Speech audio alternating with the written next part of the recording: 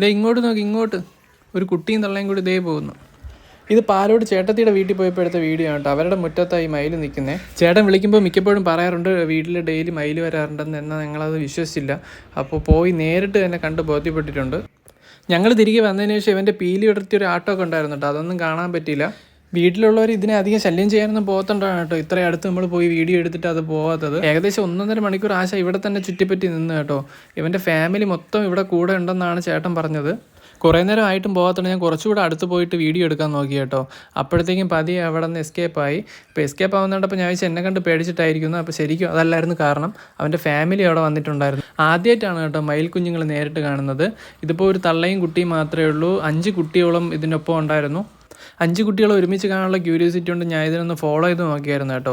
അത് നേരെ പറമ്പിലേക്കാണ് ഇറങ്ങിപ്പോയത്. ഞാനും പുറകെ പോയപ്പോഴത്തേക്ക് ഒപ്പം ഉണ്ടായിരുന്ന കുഞ്ഞിനെ കണ്ടില്ല കേട്ടോ. പകരം വേറൊരു വലിയ കുഞ്ഞിനെയാണ് കണ്ടത്. ഇതെല്ലാം വീക്ഷിച്ചുകൊണ്ട് നമ്മുടെ തൊട്ടപ്പുറത്ത് തന്നെ ഇതിൻ്റെ ഗൃഹനാഥം ഉണ്ടായിരുന്നുണ്ട്. അപ്പോൾ അത്രയുള്ളൂ. ബൈ.